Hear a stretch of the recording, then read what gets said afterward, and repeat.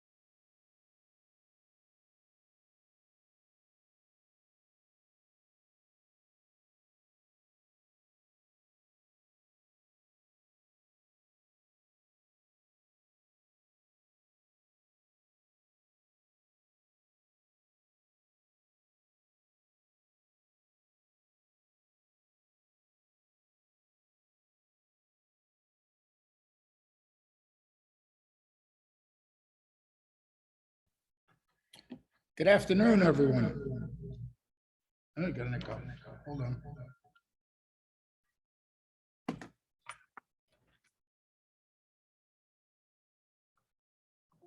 everybody hear me? Yes. Yes. Oh, good. Okay, so it is 1 o'clock. We had an appointment at 1 o'clock. Thank you for being on time. We're going to get started in just a couple of minutes. Let me first put the materials in. So you have the materials that we're going to be using today. So let's see. Patricia, yes, you can record this if you want. I'm also recording it, so it will be available. And please feel free to record it. Okay. That out of the way. All right, now let's see if we can get the materials. See if the Zoom wants to cooperate. Okay, we're there. We're there.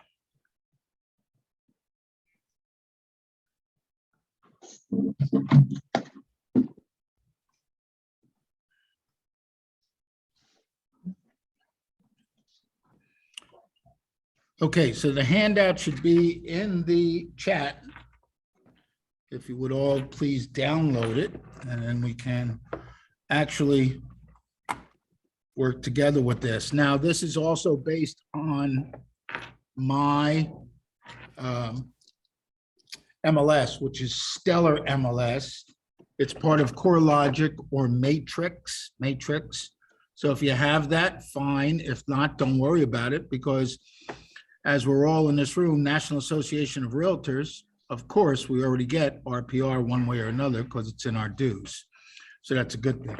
All right, so let me get ready to start. Questions before we begin? Anyone? Great. Okay, so that's bring your laptop, play along with us. Come on. All right, so first and foremost, I want to thank the Pivot Shift community for showing up as usual.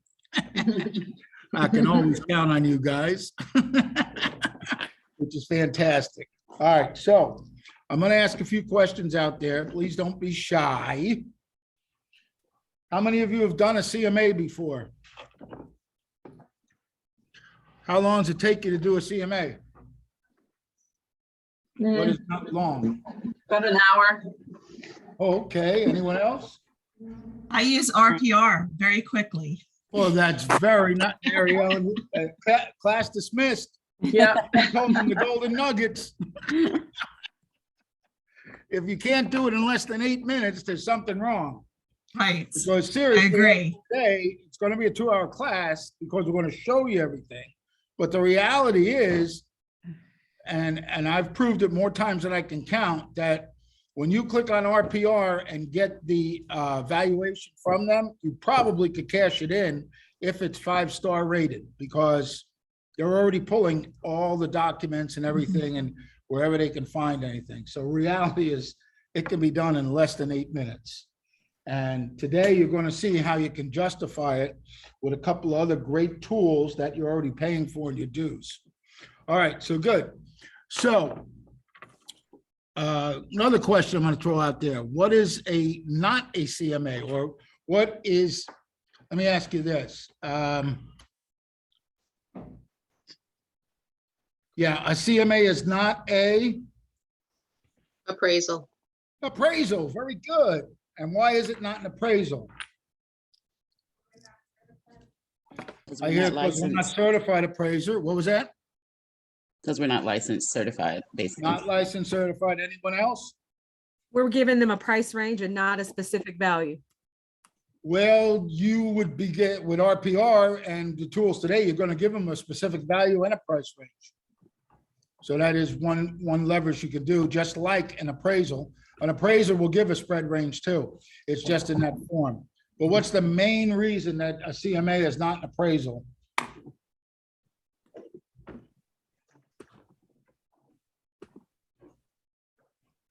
So on Pivot Shift, we talk about, or have been talking about, providing not a CMA, but a what? Equity analysis. Analysis, right? Because why? Because everybody does a CMA. Everybody does a CMA, everybody. You're just like everybody else. What makes you different? When you rename it and repurpose it and call it a equity analysis, now you might get them to bite, number one. But the main difference between a CMA and appraisal, An appraiser is done, appraisal is done by an appraiser. that is true. That is absolutely true. But the one main difference, you pay for an appraisal. That's why it's not a CMA. I was just gonna say that you get paid. For an appraisal. That's why it's not, that's why CMA is not it. Okay? Yeah, they went to school, they learned this. What you're gonna learn, and maybe Mary Ellen can help me. Have you noticed that RPR is also used by appraisers? In fact, if you'd used RPR as long as I have since 2014, there used to be a line in there, and I'll show you where it is. And it used to say right next to it, a better approach used by appraisers. And then realtors, agents used to say, oh no, I'm not an appraiser, so I can't use this. They have since redefined it with the upgrade last year that it's open to everybody. So there's appraisers that are using RPR too right now, my friends. So they're already using the same tool we use. All right, so let's get started. So I put it in the chat, the handout. What I'd like to do is put it in there again, because I'm sure some people just came in. So I want to make sure everybody has it. All right, so let's get in there. Okay. All right. Okay, so it's in there right now. And all right, so let's get started. I'm going to put it up and share it on the screen to make it easier. And we're just going to go through it basically step by step by step. So let's see where to go. Oh, come on, Zoom. Work with me. Okay. So we should be there. And got me clicking all these buttons. Where you heard that before. All right, so here we go. All right, should be coming up. There we go. It's on the screen. Very good. Okay. So this is actually version 4.0. I started this back 7 years ago. Version 1.0. Okay. Should have gotten talked. There's a short story. Should have gotten in touch with RPR. Why? A year later, they made a 55-minute webinar, exactly what I'm teaching you today. Yeah, it's been around for 7 years already. Same webinar. How to get a CMA. I named it Get a CMA in 10 Steps. They named it Quick and Easy and Accurate. It's in your handout. It's on the last page of the handout. There is a link to that YouTube video that's been sitting there. Okay, so let's get started. So first of all, those of you that have Stellar MLS or any form of matrix MLS, it should look similar to this front page right here. Okay, and we're going to go live into the MLS also. We're going to go back and forth, piggyback off the handout and off the CMA. Ronnie, Yes. I'm going to jump off because I just did a live chat with them and they're not available in Canada. So you guys are lucky. They're not available here. RPR is not available in Canada. No, That's because you're not with the National Association of Realtors, correct? we're with Korea, Canadian Yeah. Real Estate Association. Canadian real estate. So what does that tell you? And that's Deb Bennett telling me that, right? Does that tell me? It tells me you guys are lucky. No, it's telling me that Deb Bennett needs to start a petition to get RPR into Canada.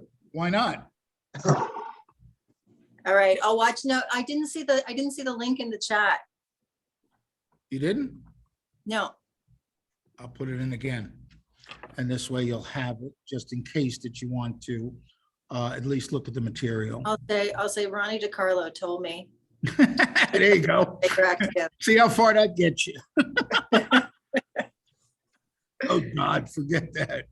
All right, I just loaded it again. Hopefully show it's up. there. Are you sure? It didn't show up. Anybody else seeing it? It should be in there I 3 see it. times. Oh, It's a do you? PDF. It's a PDF. Yeah. Yeah, it's a Oh, PDF. it might be because I'm on my iPad. It's not All showing right. up. Deb, do me a favor, email me and I'll send it to you directly that way. Okay, I'll do that. Thank Okay? you. Sorry Thanks, about guys. that. Have fun. All right. Bye. All right, so page 1, as it says first log in to your MLS. Your homepage for Matrix will look something like this. That's step 1. Go right to step 2. Step 2, next, type in the target address. All right, the home that you want to do the RPR report for comps in the speed bar. This is speed bar up top. So before you type in 123 Main Street, let me tell you exactly what the address is going to be that we're going to use. And let's see if I can get a double screen working here.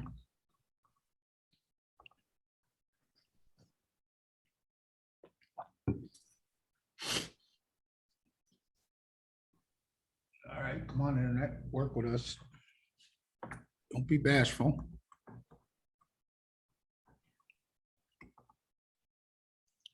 There we go.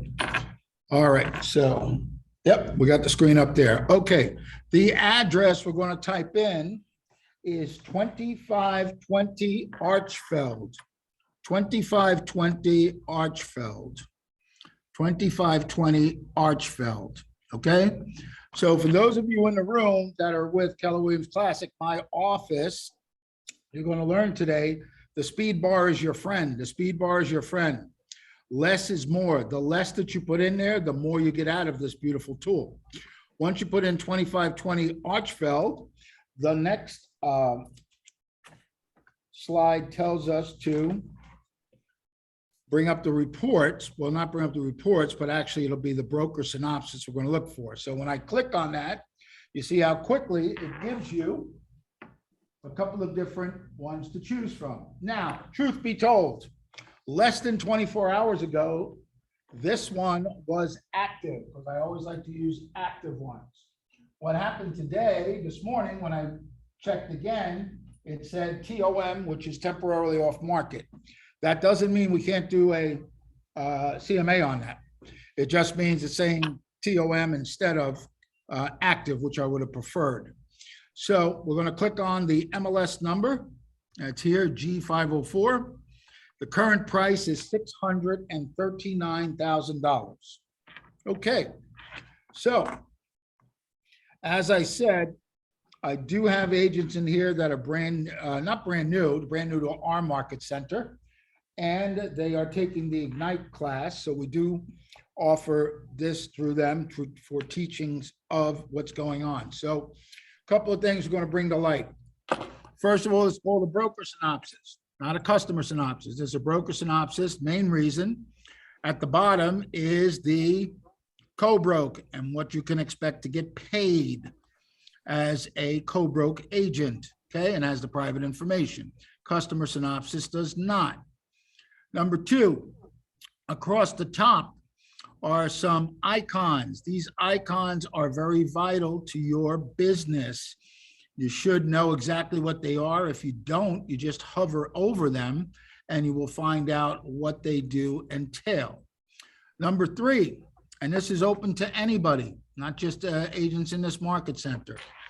Underneath where it says temporary off market, it says the on market date was originally, this was on the market July 18th of 2021. So we see down here, it says ADOM. What does the ADOM stand for? Amount of days on market. Days on market. What's that? Actual days on market. Okay. And that's how much? 154. And the second one is CDOM, is Cumulative. cumulative days on market, meaning that the clock never stops. And I'm not going to go too in depth with the 31-day rule and the 61-day rule. All I'm going to say is this: if you do that, it resets the timer back to 0 on the ADOM. Where the agents get caught is on the CDOM. Mhm. Because it still keeps ticking, and that's a $500 instant fine if you try to do that, at least in our association. Why did I just bring that to your attention? Because as an agent, your first instinct is you look at it and say, oh my God, this is what? Been on the market a long time. Been on the market a long time. So there's one or two reasons, right? What would you think? It's either conditions could be one, something wrong with it, or what else? Price. Marketing and price. Overpriced. Price. Price Overpriced. wrong. That is correct. That is correct. Now, unfortunately, we all would be wrong. Reason being is, this is where it comes to knowing your product, knowing the knowledge of your product. So for those of you that know me, my office is located directly across the street from Universal's Volcano Bay. I am in the heart of the theme park district. This home is located 2 miles from the main gates of Walt Disney World, i.e., as you read the public remarks, the ever popular Windsor Hills gated community, it's turnkey, offered completely furnished. That tells you what? It's probably in a rental program. And in fact, if you look a little more here, I think this one or the other one I was looking at said there will be, okay, sold as is, furnished as seen, master bathroom mirror is cracked, will be placed, it's back on the order. This was a vacation rental, but the owner has lived there for the past 12 months and just moved to free to show anytime, okay? So they're telling you this was in a vacation rental program, meaning there could be bookings to transfer. Number one. Number two, it was probably on the market this long because they didn't want to do showings while someone was paying top dollar to stay there. Okay, so that's getting to know your product knowledge. We're going to find out, in fact, if it is overpriced. So under step 3, it tells us to click on these 4 dots all the way on the right side here. And that's called the RPR, which stands for the Realtors Property Resource Property Report. Okay, so we're going to click on that.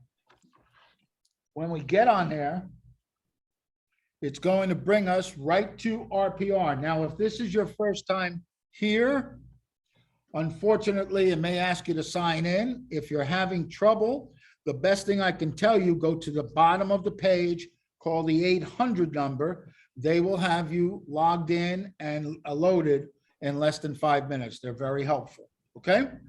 All right, so the first thing we see a picture of the subject property, 2520 Archfeld Boulevard, Kissimmee, Florida, 34747. As I start to scroll down, you're going to see a property summary. This is what we're looking for first. This is what we want to determine whether or not what's going on here as far as our CMA when we decide to make it. Okay, so we see on the left side, it says list price. The list price is $639. The RVM is the Realtor's valuation model. The Realtor's valuation model. That is estimated values that are generated by an automated valuation model that uses on-market and off-market MLS listing data plus publicly recorded sold data to provide an estimated property value. And RVM is our most accurate estimated value. There are three types that we know of. There are RVMs, which is this, the Realtor's valuation model. There's an AVM, that's an automated valuation model. That's also built in CoreLogic under the Realist Tax software. And then the third one, as we know, it starts with a Z. Does anybody remember what that is? Zillow. The Zestimate, that's right. The Zillow as the Zestimate. So if you know pretty much how that reads, easiest way I can do it, I usually do a graph. I won't do that today to bore you guys. I'll explain it this way. I live in the state of Florida. When Florida is about to, or Orlando specific, is about to get hit by a hurricane, we look at the meteorologists that give us the spaghetti models. Those spaghetti models are, European model says that it's going this way. The US model says it's going that way. So think about the RVM, RPR being as the model that goes right to the heart of Orlando. The AVM is usually off by about 50 to 60,000 every time I've looked at it. So it's a little more. And then the Zillow is everywhere and anywhere all over the place, as we know. Okay, so that's why the RVM is probably the most important one. Now, disclaimer, once in a while, you will see RPR not provide you with an RVM. That means they couldn't find enough data. They may put an AVM right here where the RVM was because they couldn't find enough data. That is typical and true with vacant land. Vacant land is an anomaly, especially if that one lot parcel is smack dab in the middle of a full-blown subdivision. It's the last one left and all the houses are there. So that's why usually there's no value with the home because there is no home. So the value of the land, RPR does not have anything to really judge it by, okay? All right, so any questions so far? Okay, great. The refined value, as it says there, the refined value, you can change the RVM estimate if you so desire. Our goal today is not to do that. Our goal today is to do this quickly and efficiently and still come up with something that we can provide. We're going to be representing a buyer today. This can be used on the sale side too for the seller, but we're going to use it for the buy side today, okay? Now, underneath, you'll see the hold date. It would have said active as of yesterday. The hold date is today. The listing ID is there. The RVM, the Realtor's valuation model, was updated 11/30.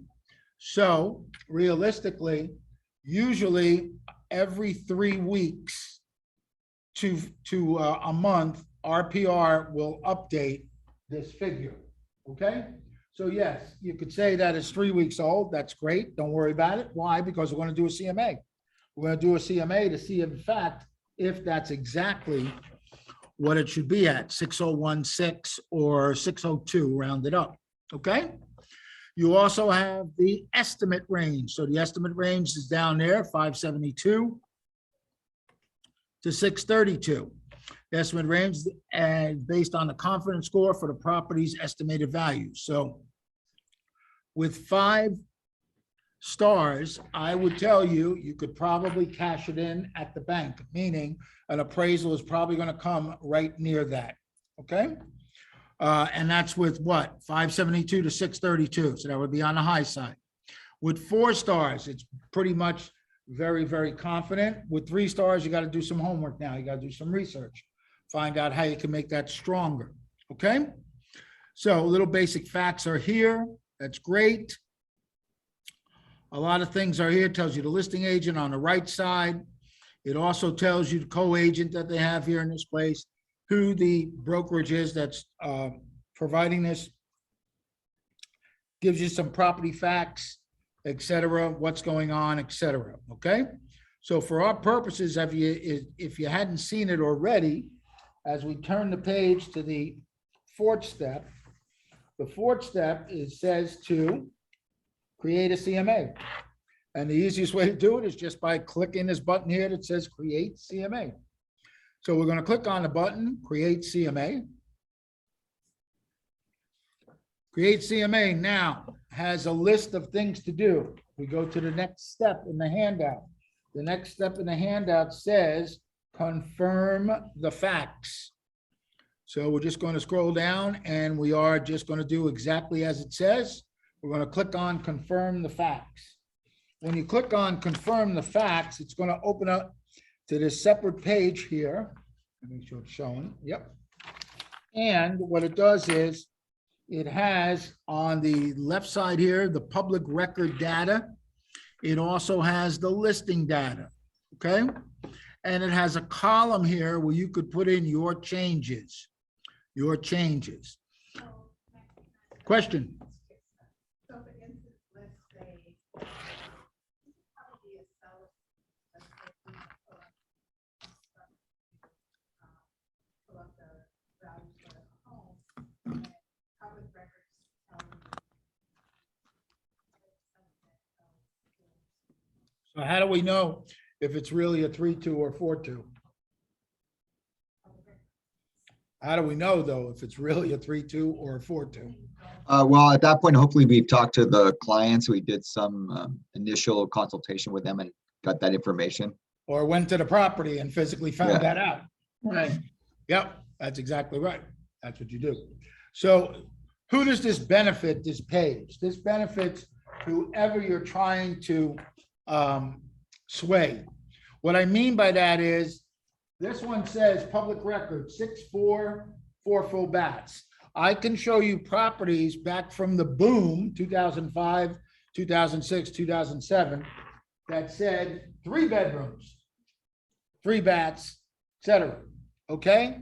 Why does the public record data not care if that's accurate? There's one specific reason. This is the learning. Permits? Why we do this. What was that? Permits? Not permits.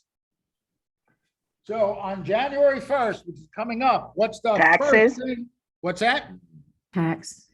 Taxes, very good. Taxes. Meaning, as long as the square footage is accurate, they could care less how many bedrooms, how many baths, how many extras, blah, blah, blah.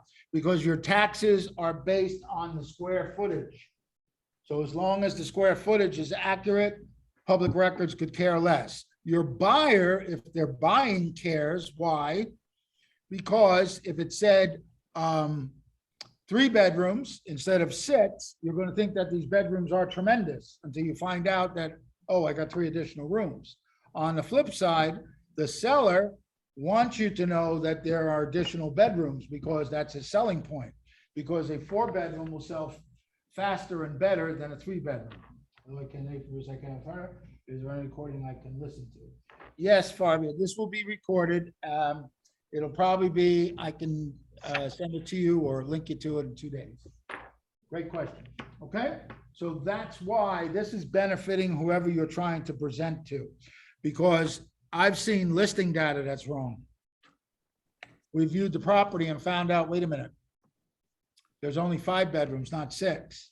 But the listing agent thought that because it had a closet in it, it was a bedroom. That's not true. Well, Ronnie, don't we have to list it based on what the tax Sorry. record says as opposed to what we think? No, it has to be No, we don't? listed. It has to be listed to exactly what it is, not the tax records. So the tax records does not have to be updated? So that's a very good point. So, why are there illegal permits? I'll go that route. Because we did it on our own? Well, yes, but what's the main reason they didn't want to get a permit? Don't want to pay taxes. They have to pay money. They don't pay the taxes, exactly. Mhm. So you go to some of these houses and see that there was a conversion done and everything is done nicey nice, but the square footage is off because they didn't want to pay taxes. So that's why they never permitted it, okay? Right. Yeah, that's why the square footage is the only thing that public appraiser, tax people care about. They don't care about, how many bedrooms, how many baths. That's more for you or me as an agent. Like I said, if I uncovered that I seen a room that they said is a bedroom, I'm not gonna put my buyers in harm's way, letting them think this is a 5-4 instead it's really a 4-4, you know what I mean? So, but I know the code, the international code and the Florida code. You must have ingress and egress. The window must be so many inches from the ground and you must have a closet. That is the legal description of a room. If you want that, email or text me and I'll send you the link to the page where it shows it. Okay? If I needed to make a change, that's absolutely correct. I could go right in here, type in whatever the change may be. Once I've done that, and this is only going to show on your report, so that's what it's designed for, but that's a great question. All right, we're going to confirm facts and close so we can get moving on. All right. And then, and this is how simple this is. Once you get down every one of the steps, what's the next step? Find comps. I can't make it any easier. Let's go find some comps. All right, now, every day is not Christmas. And what do I mean by that? Well, Yes, search. about 4 or 5 months ago, it was slim pickings trying to put this class together. I was even getting nervous, and I'm good at this, but couldn't find nothing. I had to go nuts. Anyway, you learn, it tests you and you learned. Okay, so first thing, across the top there, you will see the property. Okay? You will also see the living area square footage. Please keep that in mind. Please keep that in mind, 2812 square feet. It is also a 6-bedroom, 4-bath that was built in 2008. These are things that you want to keep in mind. Okay. The next thing, you'll see down here, you'll start to see a map. The map will show you in that black pin is the subject property. All right. Those of you that love maps, okay, it's a great tool to use. You could very simply draw a shape, make a box, a radius, a polygon, and decide where you want to be as far as pulling in some comps, okay? Here's the problem. If you haven't gone out and inspected the area, and what I mean by that is, if you haven't gone and seen exactly where it's located and what is not in that subdivision. Florida, we're very big on subdivisions, okay? So let me see if I can get this to clear, because that's what I want. Because I won't use this. I never do. Reset map. Oh, thank you. That's what I was looking for. Thank you so much. See, you learn something every day. All right, so here's the thing, guys. You see here it says Windsor Hills. This is the subject subdivision. Right across the way, right here is Wyndham Palms. Wyndham Palms is identical to Windsor Hills. Maybe some bigger homes, but it's identical. Over here, where you see Oneida Loop, while the homes are identical, They are totally inferior to those two subdivisions. What do I mean? So I'll just go with Oneida Loop. Oneida Loop over here, this is Indian Creek. Indian Creek is not 24-hour man guard gated. It is not a full-blown resort. It does not have a community pool. Windsor Palms and Windsor Hills, where we're going to be today, they are full-blown resort areas. There's a 24-hour man-gated community. It has a small water park with a slide and a lazy river. It has a gym. It has a basketball courts. It's got tennis courts. It's got community pool. It's got a golf course right behind it. That's Mystic Dunes. And it's much more inferior to anything here. So if you were using the map and you thought, oh, let me just include this, unfortunately, you would be doing it the wrong way. So that's why I stay away from the map, and I know the area, particularly because I think it pulls a better demographic of what I want to choose from, because you're going to see how easy it is to do this. So on the left side, you'll see we have single family, active for sale, pending, and closed, okay? We will use active for sale, pending, and closed. This CMA will look just like an appraisal. For those of you that have never seen an appraisal, it takes into what? 3 sold listings and 3 active or pending listings. Active or pending listings. Okay, as we scroll down, the default used to be 3 months. The default used to be 3 months because we were always taught that the appraiser only looks 3 months behind. They don't look forward. They don't care that that the media is blowing it up with stick a sign in the yard, name your price. They only care what happened yesterday. And through attrition and through the boom and the bust, the norm now is 6 months. The norm now is 6 months. You try to get as close to the subject property as possible, meaning could be right on that street, could be right on the next block, could be in the same subdivision, et cetera, and go out from there if you can't find anything comparable, okay? So I used to tweak this down. Remember, we're 2812, right? 2812 square feet. I used to tweak it down and put like 2,800 to 2,900. I've learned, leave it alone, leave it the way it is, because it'll give you a better option to choose from, because what you're going to learn is size matters, but it doesn't matter. And I'll explain that in just a few minutes, what I mean by that. Okay. All right. So we left it alone. I'm just going to click on the search button. The search button will now bring us up some comparables to choose from. So you see the map just blew up with a whole bunch of squares. It also gives you the legend. The legend is circle is for sale. Circle with a radio button, dot there is for sale pending. And of course, the blue square is recently closed. Okay. All right. So first thing, we scroll down and we see what? We see there are 45 sold properties found to use as comps.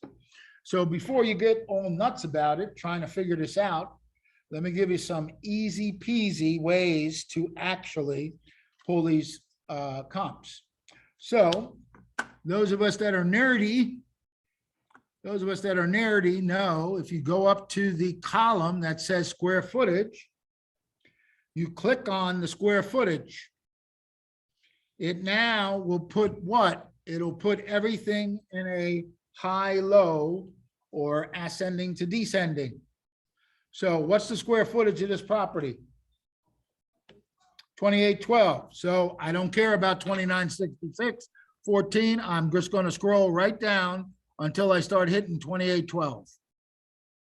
So I hit 2812. Okay. So the next thing you want to keep in mind is what? The proximity.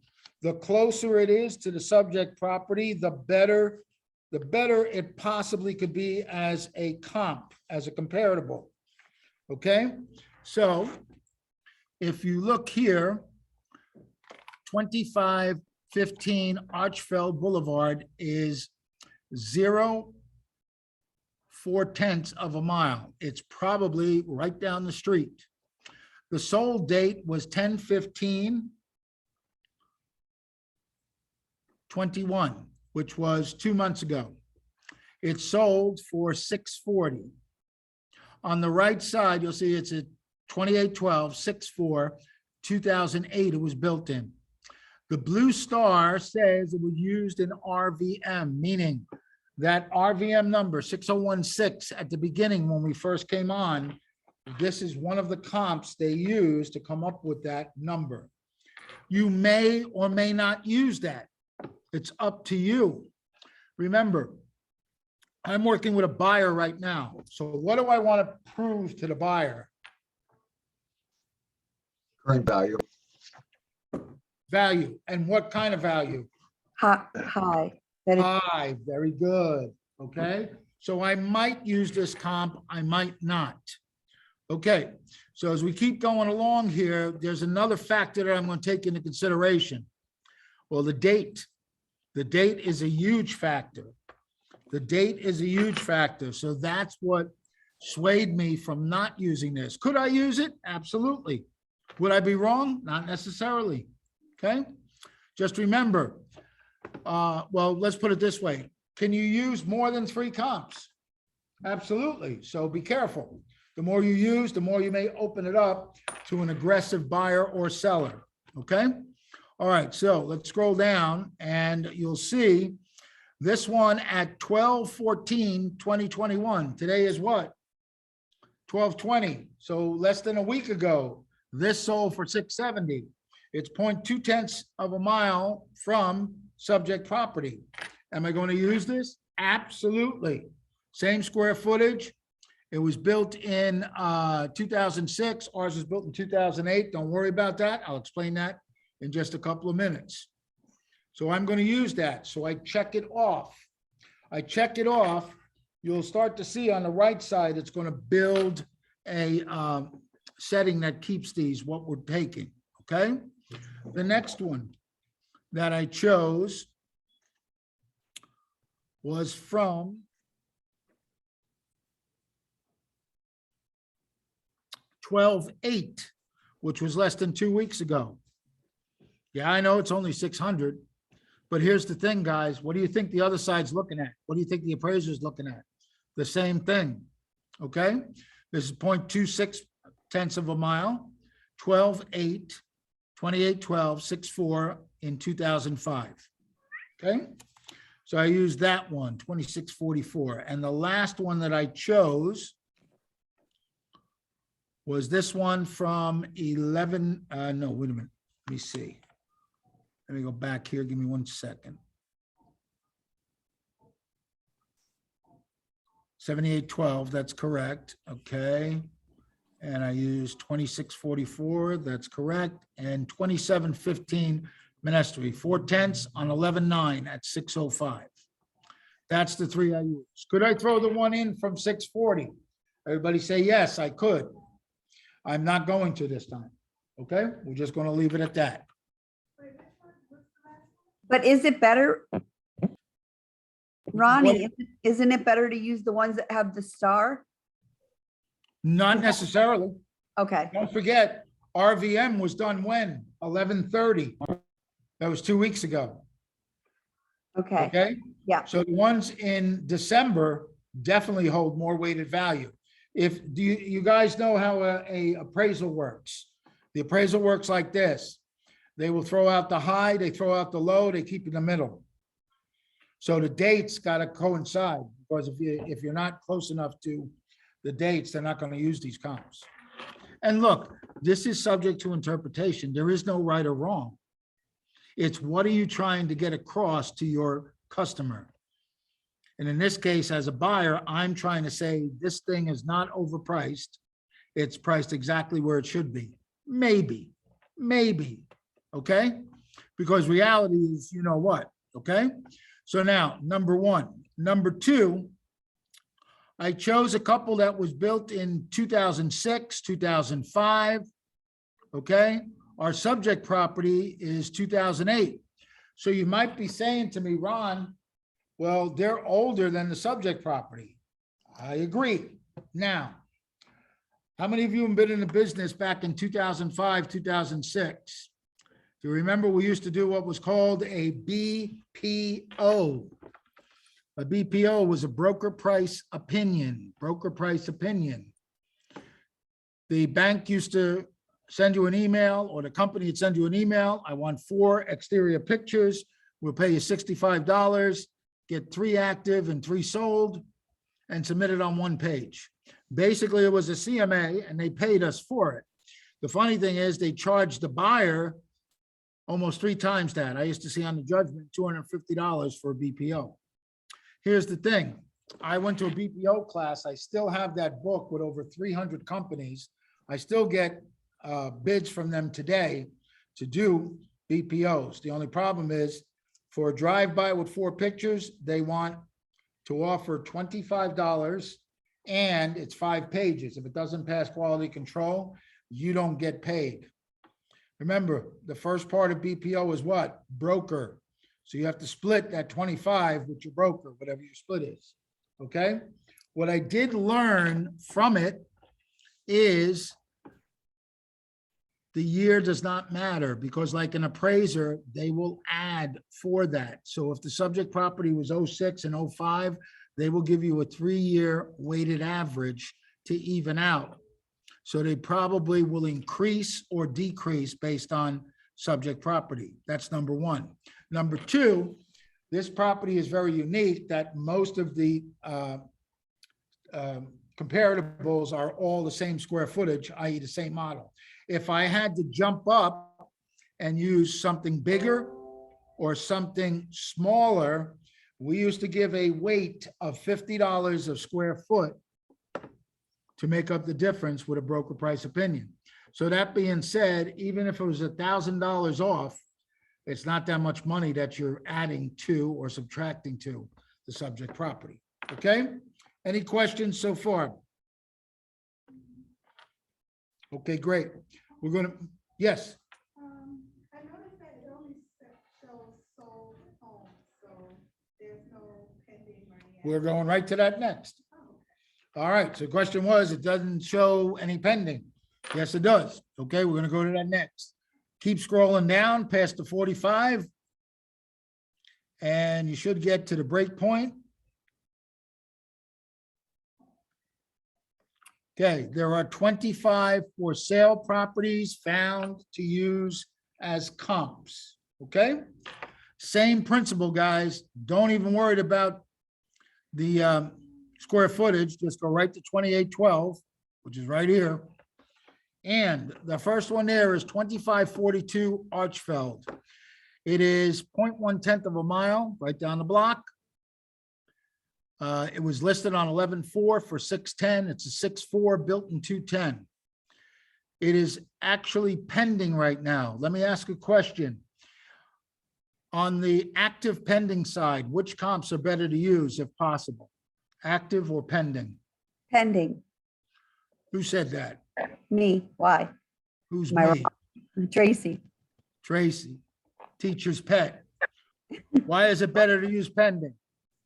Because active doesn't mean it will ever sell and somebody agreed to pay that price. So if you're doing a CMA, it's going to seem more valid. That's part, but what's the main reason?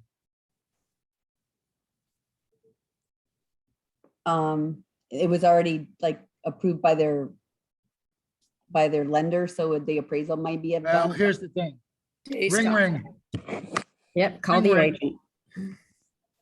Hey, Trace, it's Ronnie with Keller Williams Classic Realty. Thank you so much for taking my call. Your property at 2542 Archfeld Boulevard is pending. Look, I got this seller in the area that thinks it's worth 100 times more. Let me ask you, did you get full price?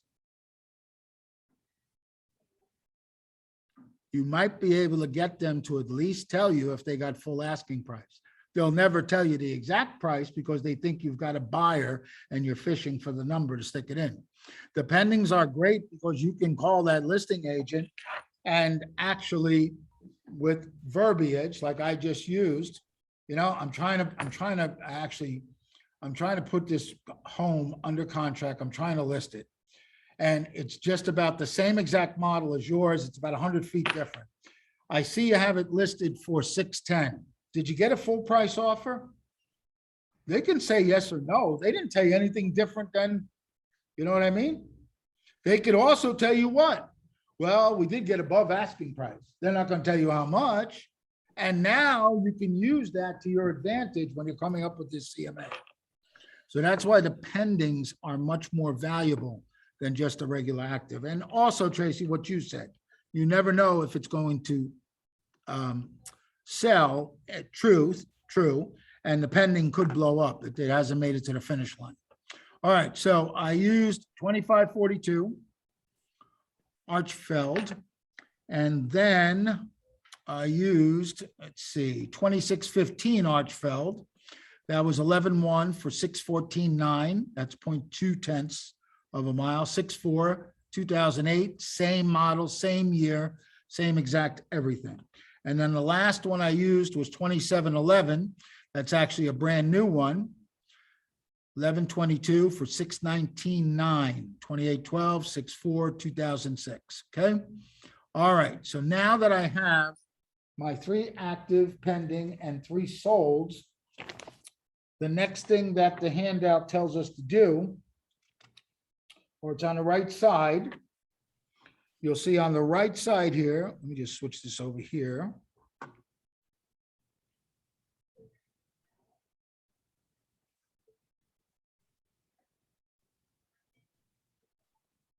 We now have created a spreadsheet kind of thing that tells you the comps are from 599 to 699. That is the range price. That is the range price, okay? You see the properties in there that we used, the 3 closed and the 3 sold, 3 active, pending, and 3 sold. The next thing it tells us on the sheet, let's hit update valuation and close. And through the magic, it tells you this is the recommended price, 600 and rounded up, 619 and 577, which is 620. 620. So it tells you a price to recommend to them. Okay, Is that the price you're going to use? Maybe, maybe. maybe not. Okay. So let's look at it 2 ways. Okay. Let's first go with the next part, which says we have to get back to the summary, should be. If I remember correctly. I want to do it exactly the way I laid it out here. Yep, summary. All right, so up here it says summary. We're going to hit it and go summary. That takes us back to the main page. And now it shows us, okay, 639 was the list price.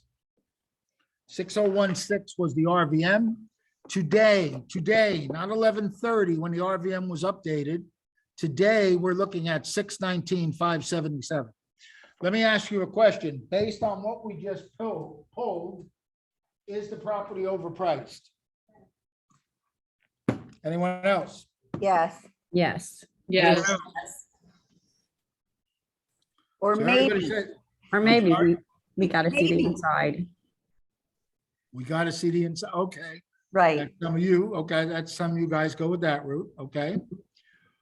So this is just my opinion. This is the way I was taught, okay? The property is not overpriced. I will tell you why. I've shared this with you before. So when you sit down with a seller and you do a seller's net sheet, our net sheet has 2 columns, the one that I use. I do not use the title company. Why? Because I want 2 columns. Because in my pre-listing packet, my pre-qualification, when I call them up, I ask them, what's the price you want to list it at? Oh, you tell me, you're the expert. That's great. When we sit down, we're going to think about it. And we're going to get down to numbers. Next question, what's the price you can't go below? They got to tell you that number. Why? Because as soon as they tell you they got a mortgage on it, you can figure out just with the mortgage and what you're going to list it for, what their break-even point is. Column 1 is the price you listed at. We agree to list it at $639. Column 2 is the price you can't go below. Oh, I can't go below 600. That's what breaks even. Because when you deliver that to them, 2 weeks into the listing, live on the multiple listing service, if you have 0 showings or 0 offers, it is typically generally overpriced. When you try to do a price reduction, as long as they're making a penny more than their bottom line, it's an easy reduction because you've already planted the seed. That's number 1. Number 2, if we agreed on a price, in this case, I'm going to go, we agreed on a price of $620. I am not going to list it for $620. Because the great buyer's agents are going to come in and say, we'll offer you $595. Now you just fell below their break-even point. So you always have to list with the premise that you build in the negotiation. So for me, I would list it at $639, $640. They came at us and said, well, I'm only going to give you $620. That's fantastic. I just made enough money to satisfy the seller. It's $20,000 over their break-even point. It may not be everything they're looking for, but I didn't shortchange them. Does everybody follow what I'm talking about? Yeah. Mhm. It has to do also with, and this is what I love, when a prospective buyer says, well, I'll never use an agent. I go directly to the listing agent because I'm going to save more money. Try not to chuckle. And in this case, it works just like this. Because you don't have me representing you to pull the comps to let you know that it's only worth $620, you may come to me and says it's $639, give me a break. Okay, we'll sell it to you for $630. Did you really save $9,000? No, because it's only worth $620. You overpaid by 10. That's how you stop them from going to the other side, because they believe the agent's going to give them a break and get both sides.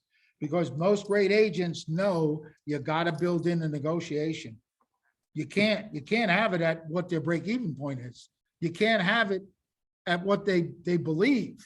Because when you tell them we're going to list it for $640, in this case, they think they're walking away with $640. Or after fees, they think they're walking away with $640 minus the fees. Not that, oh, by the way, we had to settle for $620 and now you're going to be $20,000 less. So that's why you always want to list the property to have the negotiation in there. Yes. So if you said that this is not overpriced, right? How would you present this to the buyer? Oh, that's fantastic. No. No, we would not do the asking price. Yeah. So the question was, how would I do this presenting to a buyer? So Mr. and Mrs. Buyer, first of all, I have it listed, I have the CMA at 619, 620. So this is one interpretation. Remember, if you remember what the tag was, I'm going to show you 5 ways to justify what RPR is saying. Basically justify that 620 and what RPR is saying. Okay, so before I do that though, I want to finish this one. And what I mean by that is I just want to show you guys what the next step would be. The next step in this would be to create a report. So on the right side here, you'll see there's a blue button lit up that says create a report. We're going to click on that. When we go to create a report, what you're now going to see is a whole bunch of beautiful reports. Now, truth be told, all of these reports have a lot of great value. So number one, it says the property report. It also says there's a sample. It's 28 pages. The seller's report I have used religiously, especially with overseas customers. Okay? Property flyer. Property flyer is exactly 1 page. I'll show you that. That 1 page is great for what? It's great for an open house flyer. If you don't use designs or something else, it'll pull the pictures from the subject property. You choose what you want. You put exactly all the tags. It's branded to you, nicey nice. Okay. If you want it in color, get your preferred lender to print it in color for you. Don't waste your money. Remember, they work for you. You don't work for them. Okay. What other reports? We got market activity report. We got neighborhood report. We got school report. Oh my goodness. This goes back to when I taught Ignite. The first script that we used, paragraph 3. I have a wealth of timely and pertinent information. Do I have your correct email address and your correct physical address? The physical address was to do what? Write note cards, thanking them for taking the call. The email address was to send them the wealth of timely information, i.e. send them this in an email. That's what you should be doing on your 36 touch when it says that you want to send them something. Everybody asks, where is these items of value? Here's one place. The National Association of Realtors has another place. In my state, floridarealtors.org has it. And of course, our association has market statistics that you can pull from. All of that is good stuff to use. Anyway, let's go to the chase here. So I had a seller in England. The seller in England was a high C, very analytical.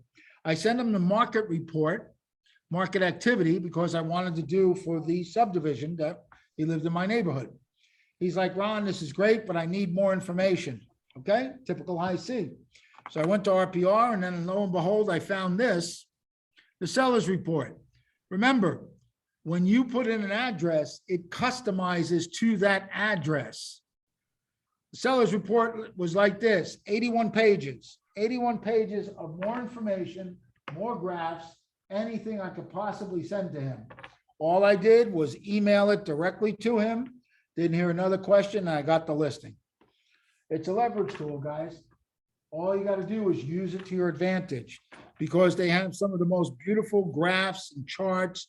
And if it's a high C that needs this kind of information, shows them, tells them, makes you look like the expert that you are. So this is a great tool to use.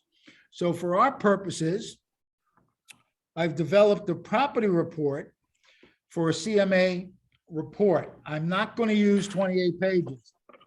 Don't get nuts on me there. We're not going to use 28 pages. If you go to the sample, yep, it says 28 pages. If you go to the property report, hit the plus sign, it opens up. You'll see what I have checked off and not checked off. I have property summary, values, listing price, estimated value, comp analysis, home facts, homeowner, extended. This is something brand new, the AARP livability index. Don't worry if they're not 55 and over or 50 over. It still works. It's a great tool. I don't use the property photos. They should already know what it looks like, right? If they're the seller. And if it's the buyer, we're doing it because they decided they may want to put in an offer. Don't use historical. That's more pages. Refined value. We're not refining the value here. We're going right with this the way it is. Comp analysis, you don't need. The comps and adjustments, yes. Property history is yes or no. Assessed values, sales activity. About RPR and data because it's very, very in-depth to let them know how much of a genius you are and what you're using. Okay, so I'm going to hit run report. The run report is going to take maybe about 2 minutes. They'll bring up the report. You'll hear a doorbell if you have your sound on, so you can know exactly what it sounds like when it's ready. Tell you this though, if you do these reports, make sure you download it to your hard drive because after 30 days, the system will purge automatically and delete them. So if you need it for any length of time, make sure that you download them and just keep them. All right. By doing this today, I think it's going to give us 11 pages, which if you do it two-sided is only 6 pages. Very, very informative and very, very small. CMA for them, okay? Taking a little longer than I expected.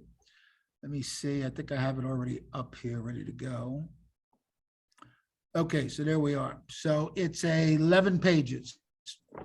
What I did has very nicely, Keller Williams Classic Realty, my office, 25 Archfeld, the name of the property, branded to you. You go into RPR, you can brand it, have all your branding on there, your company logo if you have one, all your information as they scroll. Now, here's one thing I'll tell you. If you don't want to show them this page, there is a way to do it.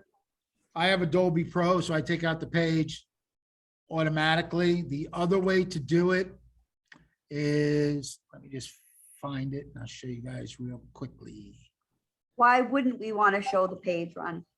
So the reason you wouldn't want to show it is you just poured your heart and soul into a cellar for 2 hours and you leave it with them. And the next day you find a sign in the yard that says for sale by owner because you just told them what it was worth. Okay, I was always taught never leave a full-blown CMA with them. So to protect myself, I don't bring that page. So right here at the bottom, RPR, because they probably got a lot of replies or requests, it says suppress the estimated value, suppress the estimated value, suppress the estimated value. And if you see the icon, choose whether to hide the refined value you created, choose whether to hide estimated values, AVM or RVM, choose whether to hide a subject property's estimated value. So if you click them off, it should not show that page. So, and that helps you, okay? If you're not afraid, well, I should say you're not afraid. If you're okay with providing them with that, don't worry about it, then ignore what I just said. But anyway, let's go back to the handout. Where was I? There. So the handout says the analysis, says the home facts. We're not going into too much detail. Extended home facts, it's just a little cutie items to show them stuff. Okay, homeowner association info.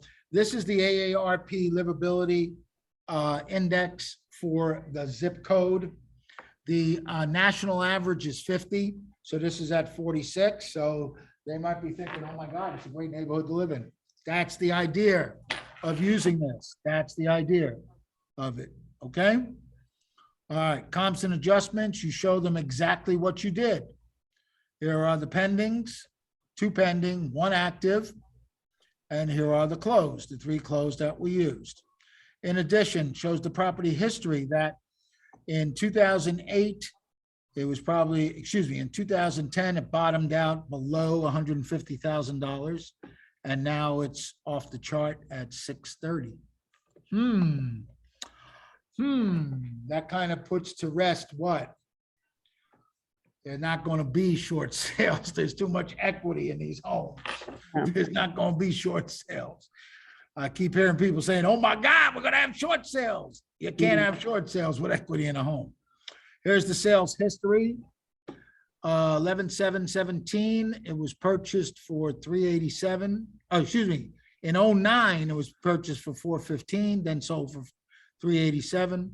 Probably going to sell today somewhere around $620, which is what we just pulled. Okay. Next thing tells you about the deed records. Shows you what's going on in the neighborhood, in the zip code, in the state. Tells you exactly what was going on here. Now, this is something you should pay attention to. And as a buyer's agent, I would have already known this because I use the history to my advantage on the broker synopsis. They listed this on 7/18 for how much? 590. And what did they do on 10/24? They raised it 50 grand. Yeah. That's why it's so important to pull all this data to use, especially if you're the buyer's agent. You would have seen that. That would have raised a red flag and say, oh, are they just trying to cash in? run with the market. Maybe they can, maybe they can't. We'll have to see how that works. And then the last page is about RPR. I think it's a very good page because it just explains the data, tells them everything that we do and how it pulls from market conditions, from public data, from listing data, census and employment data, demographics, business. Okay, so it lets them know you are an expert using a tool, and that's why they should choose to hire you to sell their most prized possession. Okay. All right, so Ronnie, I have a question. yes, please.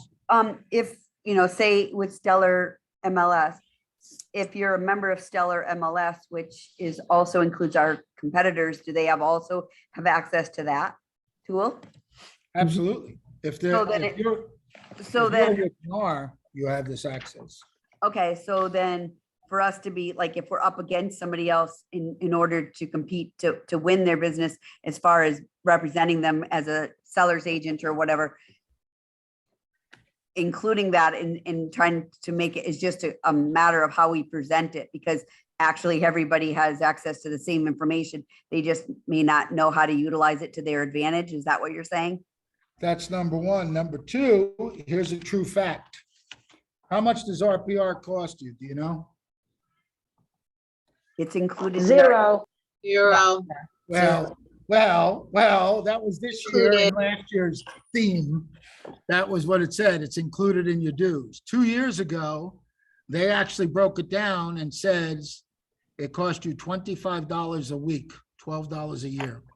That's what it cost out of your dues. Anyway, here's the other fact that you need to know. That's why I teach this class religiously. There are 1.5 million agents associated with the National Association of Realtors. Less than half of them use this beautiful tool.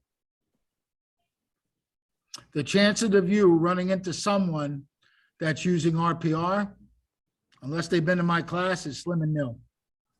I promise you. I know, because I go to listing things and then they say, oh, I never seen anything like this before. Yeah, no kidding. No kidding. All right. Yeah, thank you. I just wanted to know, like, it seemed to me, I mean, maybe it's just because I'm like you, analytical, and I would like to know this information, so I'd like to share this information, but also it would seem to me that logical that if everyone had access to it, that they'd be using it, so.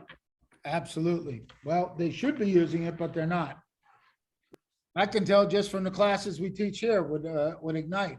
If they don't come to my class, I know agents in this market center that still don't use That's bad. RPR. It cannot, period. And they've been here 3 years, okay? It's sad that you're paying for a beautiful tool that you should be using, number one. So to move on, that's one way to do your CMA. Well, that's how you should do your CMA. That's how I like to do it, with RPR. Now let's justify the findings from RPR. Let's justify it. So I'm running a sheet right here, and the sheet has RPR on it, and it's telling us how much they've, what they had listed for. I know ours said, what, 620, correct? We'll keep that in mind. 620 is ours, okay? So let me see if I can do this. Well, we'll just run it this way. Okay, so we're gonna go back into the multiple listing service.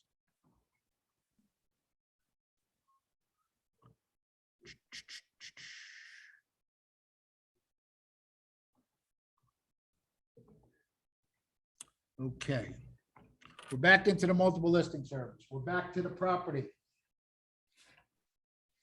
I can't tell you how till I'm blue in the face do I keep telling this to agents and they don't listen. Right next to RPR, there is a tab. The tab says what? Realtor.com Pro Search Property Report. Guys, Realtor.com finally decided to go up against Zillow. What do I mean by that? I'm going to click on that. It tells you to put in your email address. Just put in your email address. It's not going to create an account. I've already got the account.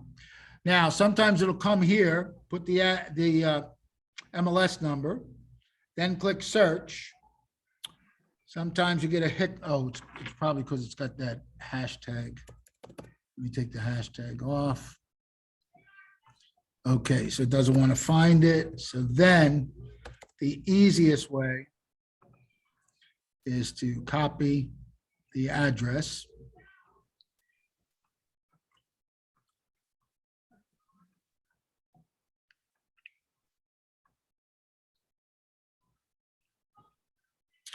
Okay, so there's realtor.com. There's the listing. Can anybody see what I see? Oh, my. Oh my, oh, somebody said, oh my. Wow. Oh my. Okay. What, you don't think the buyers, sellers, and investors are seeing this now? So Realtor says it's worth 610. It actually went up $1,000 from yesterday because I had 609. So it went up $1,000. Thank you, Realtor.com. I appreciate you. I appreciate you. All right, now, if we scroll down, as you scroll down here, let me see if I can find it, because sometimes it moves. Don't ask me why. Let me see. Public records, private listing. Nope, that's not it. I'm looking for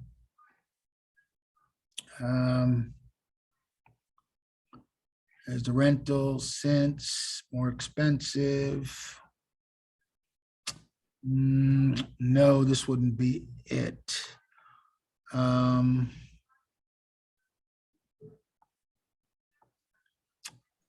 Okay, so this is ours. Should show it. I'm looking for a valuation or home value.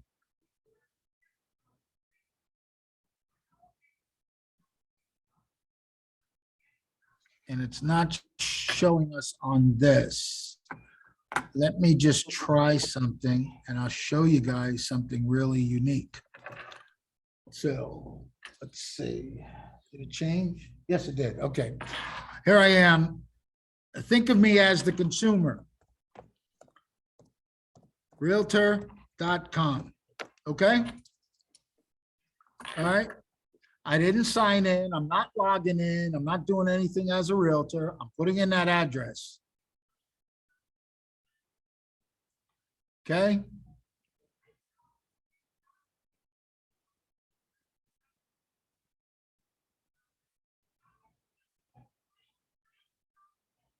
Still loading.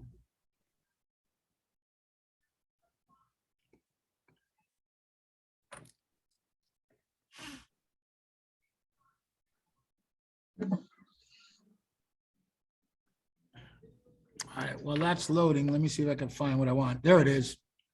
See that? Home value. Tells you the home value, right? And what it's been doing, okay?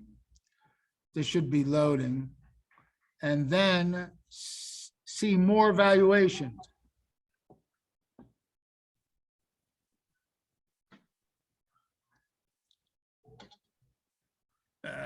Where'd it go? Where'd it go?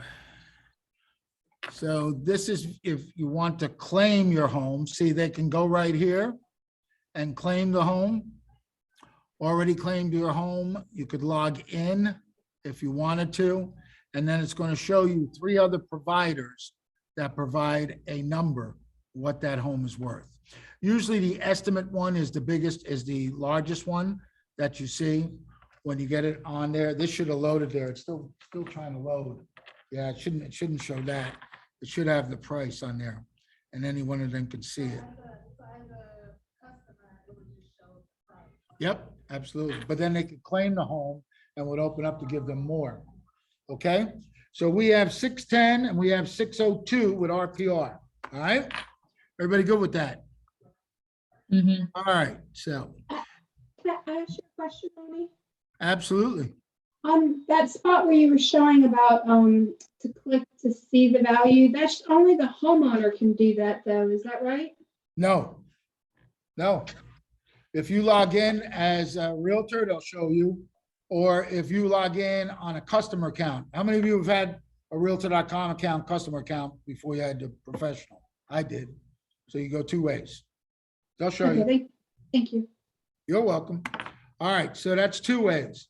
Number three, let's go to number three.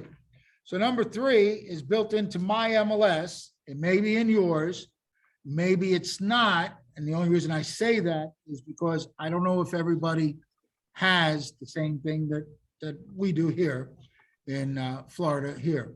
So I'm going to go to my dashboard. My dashboard, oh, they logged me out. Hold on. I'll be quick. There we go. There's my dashboard. If you don't have it on your dashboard, but you know of it or have heard of it, it's called Remine. Remine. When I click on Remine, that's another great tool to use. So we're signing in.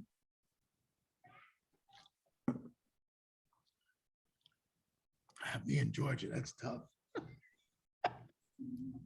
My regional director's right outside my training room, having a regional meeting, and she's louder than me. God bless her. Love you, Georgia. All right, so we get to Remine. Easily go to search. In the address bar, just put in the address. I can't type, so I copy and paste. Brings up the address. I click on the address. Brings up the property. Yeah, I know it says create a CMA. Don't bother. RPR is still much better. But we're going to scroll down here to where it says what? Valuation, right under schools. We're going to click on valuation.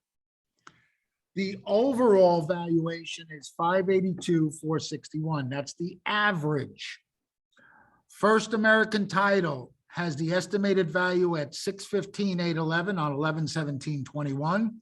Black Knight has it at 430 on 6/1, so we could throw that out totally.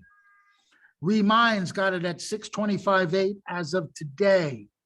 Redfin has it at 608 as of today. The Zestimate has it at 632,700. Throw that out. Well, you understand what I mean. Here's the thing, guys. You can take any and all or none and use it to your advantage. Okay? So I took the Remine at 626 and I added that to our other two. All right? I added it to our other two. Did I have to do that? No, I could have used First American, but I was trying to prove a point. I could have used Redfin. I probably wouldn't have used his estimate because I'm a firm believer of not giving any love to Zillow, especially now that they are a legal brokerage. I've been in the business 16 years, never bought one Zillow lead, and I'm so proud of that. Okay, now that they're a legal brokerage, nope, they don't play the way we do. And that's just my 2 cents. All right, so anyway, that's 3 ways, okay? Would you like 2 more? Well, it's more than 3 because you could pick First American, you could pick Remine, Redfin, whatever you're using to weigh your side of the story, okay? Let's go for number 4.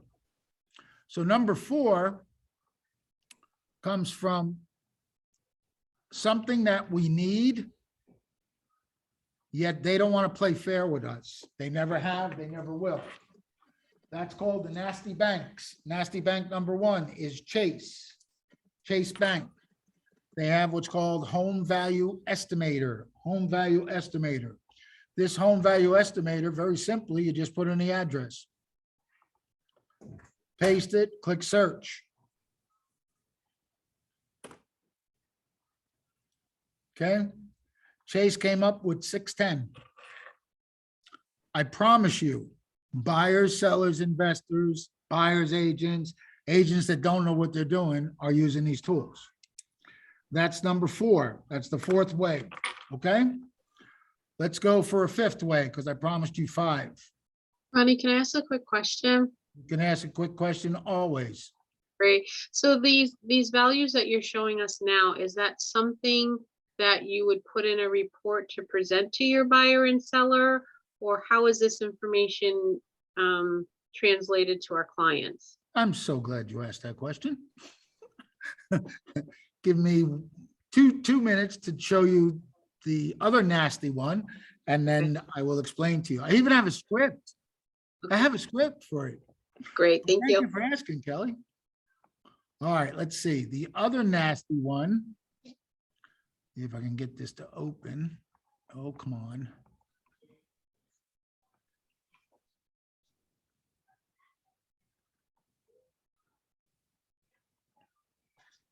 Okay.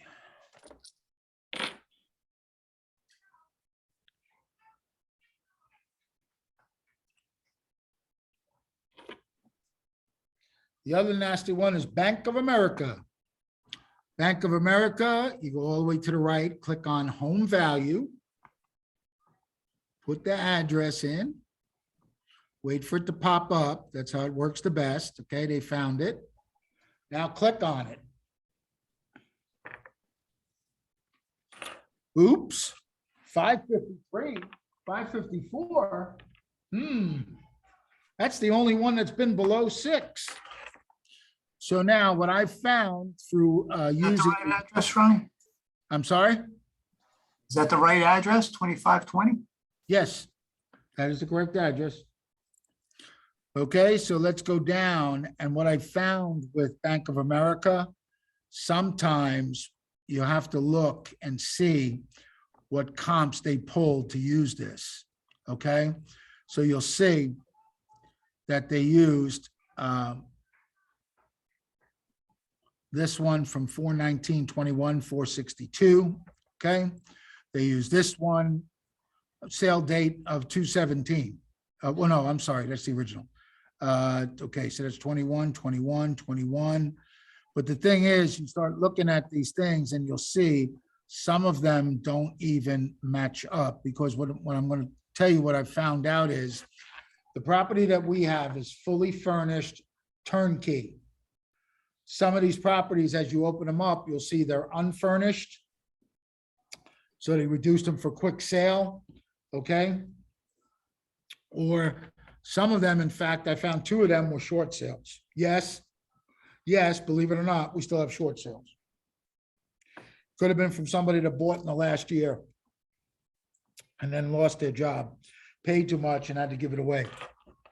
Okay, so sometimes when you're looking at this, you have to look deeper to make sure that the comparatives are the right things there. Now, getting back to Kelly's question. Number one, this is how things work. Number one, if I walk into a buyer or a listing appointment, okay, and I show them this, what's the first thing they're going to tell me? What would you tell me if I presented that to you?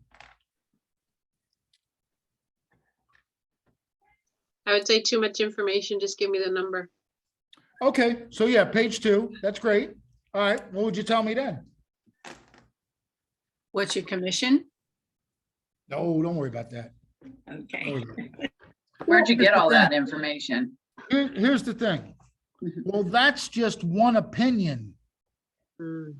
That's just one opinion.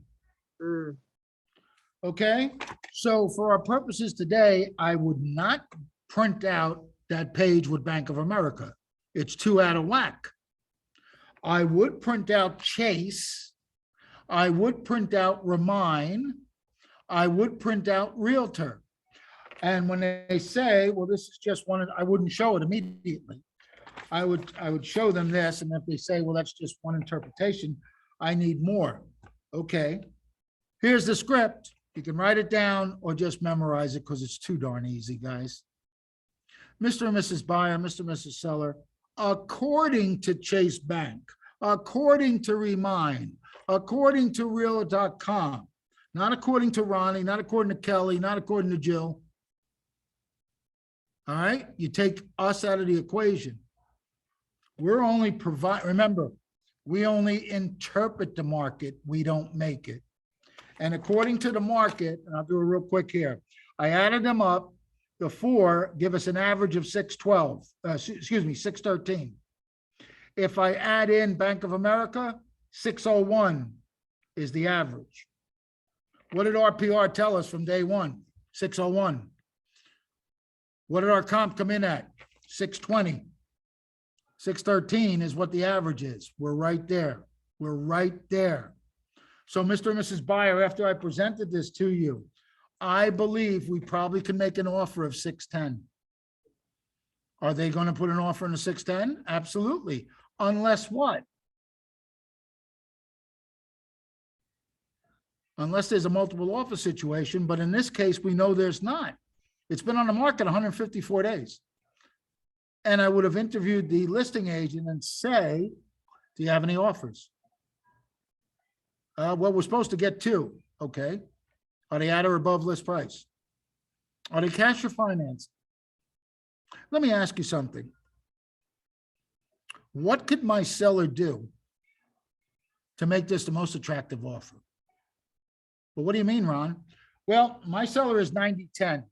90 from the bank, 10% down. What if we were to give you 10% down in escrow? Or do you need a shorter inspection? Or would you prefer a shorter closing date? No, I'm not going to waive the appraisal if they're a loan, because why?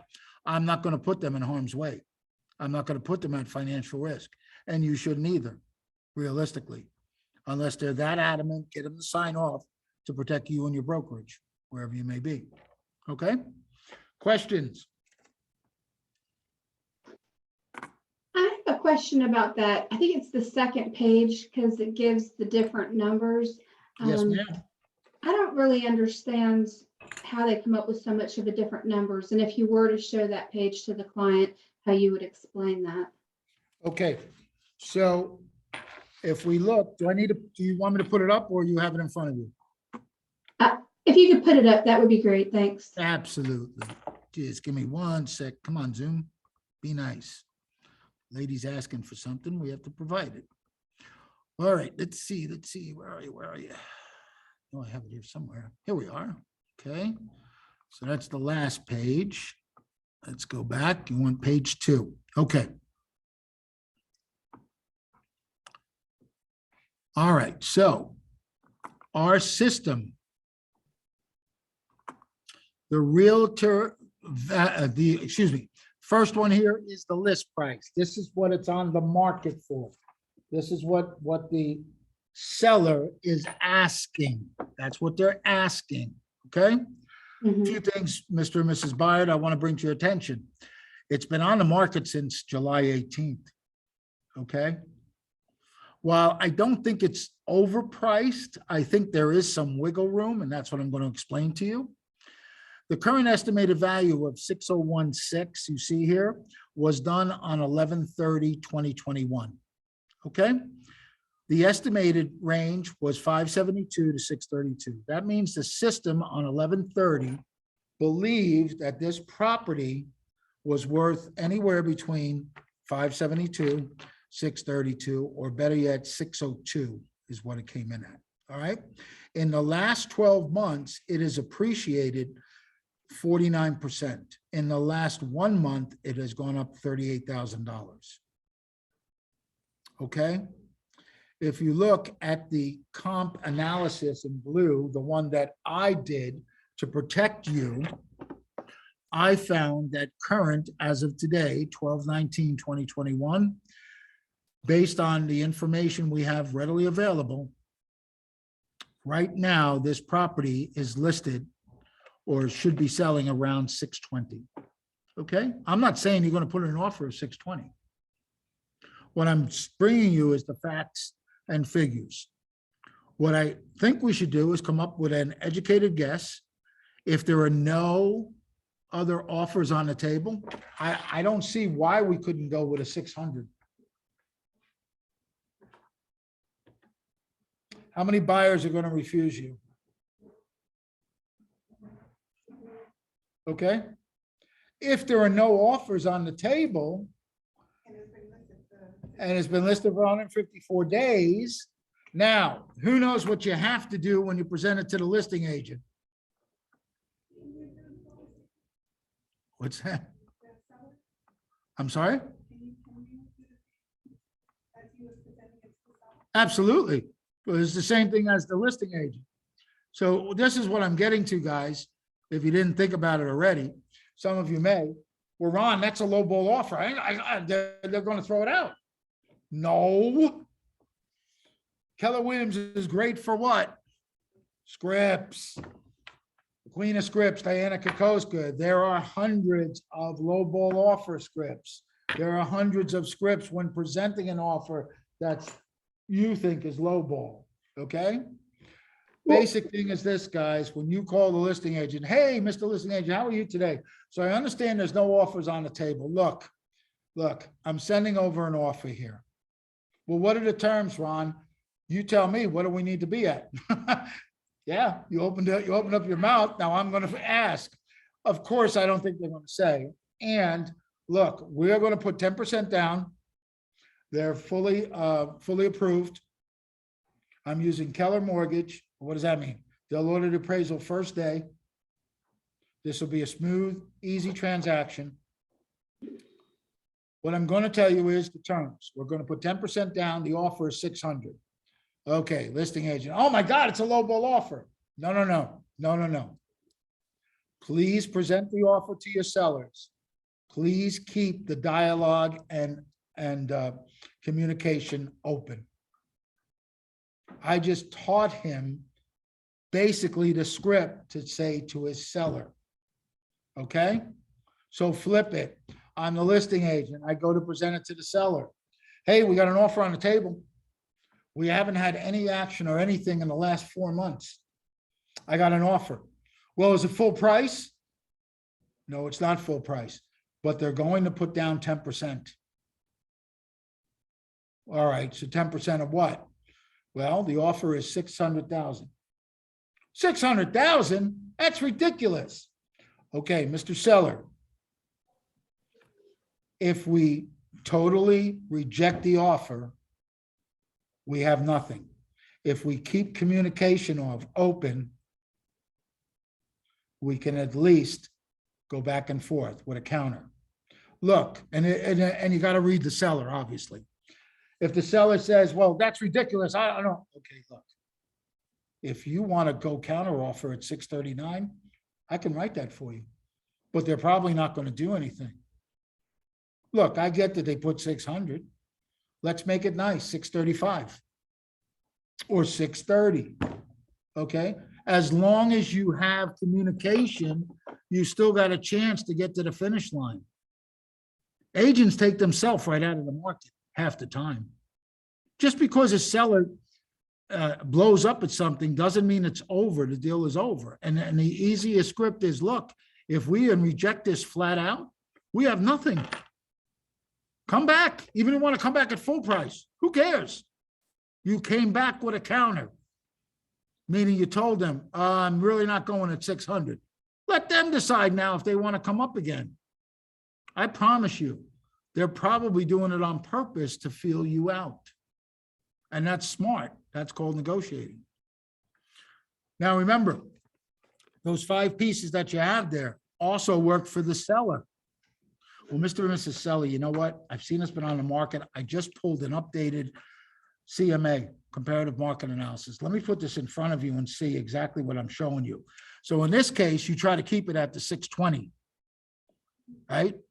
Because you want to show him that it's as close as you can get to his list price. And then when you present that, come back and say, look, I know they're offering 600. Maybe you want to go down to 630. You know it's worth 620. At least then I can make you some money. But at least that way, if you come down 10, they may came up 10. And then we renegotiate, blah, blah, blah, blah, blah, blah. Yeah, that was going to be my next question, is if you showed this to the seller trying to come up with the price, how you would formulate the price. So you'd be going off of this middle number, the 619, because the range there for the comp analysis range, that's such a wide range. Yes, absolutely. That is a wide range. Now, truth be told, Susie, because I just thought about it. In that instant, I might have used that comp at 670 because I would have pushed it a little higher. Hmm. You know what I'm saying? And my gut tell, you do this long enough, and I could be totally wrong, but guys, this is what I'm reading. So they listed it and they upped it when? They raised the price in October. In October, they raised the price, and I bet you his estimate was at 635. And they just used his estimate to be to do the price. You know what I'm saying? You might have done that. Okay. Yeah. Gotcha. But that 670, if I was taking the listing today, I'd probably use the 670 because you want to price it right, not overprice it. So the 670 probably would bring it up to 630, maybe 635. And that would be fine, because if they tell me after all fees and everything, I want to walk away with 600, you've got to make sure that you have enough to cover. Who knows what the closing costs are on a seller? Closing cost on a seller max is 9%. Easy math, 10%. So there's 63,000 in closing cost to the sales side. So it's 63,000. You got to be at 575, 580. And that's what a full price offer. You get anything less, you're below. That's the easiest way to do the negotiations with that. We're good with it? All right. Any other questions?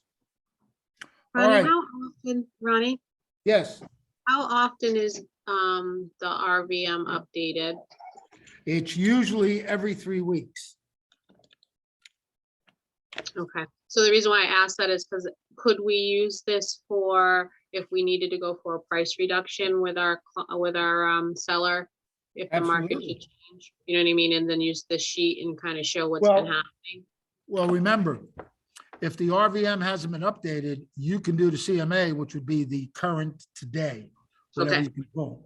So you always have that. Okay? Thank right. you. So you're welcome. So if you look at the last page, I give you some additional links. Additional links. Number one, nobody asked the question. What happens if the home has never been in the MLS? So if the home has never been in the MLS, how are you going to look it up? So for us, we got lucky here in Florida. We use a tax tool called IMAP. Some of you may or may not have it. Okay. IMAP actually had RPR built into them. So any tax record that you look up, there's an RPR link that'll take you to RPR. Anyway, who cares? If I don't have IMAP, I'm not out of luck. The reason being is this beautiful tool that is built in most of our MLSs. Let me get back over here. This beautiful tool, it's built by the National Association of Realtors, NAR, RPR.com.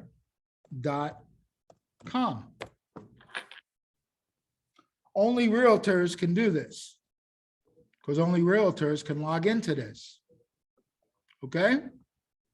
But NAR, RPR will now put you into the major database where you can search. I'm not a commercial agent. They don't allow commercial for us residential agent. If you're a commercial agent, there's tools there, commercial side. Residential, you can look up anything. How many of you were born and raised in the state that you're in right now? If you're not, go look up where you were born and raised. You could go look up the house you grew up in and find out what it's worth. Think about the potential with that. Okay, think about the potential with that. Let's say that Kelly, because you've been vocal, I'm just going to use you. Let's say I gave Kelly a referral in Worcester, Massachusetts. And let's say Kelly doesn't use RPR.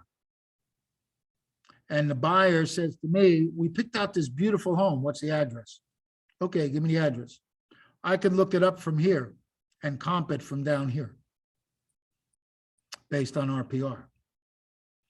When my wife's friend bought a house in Tennessee, moved from here to Tennessee, I found her a great agent. She told me the number. I told her, here's what it's worth. She says, yeah, we're putting in an offer for just that. Okay.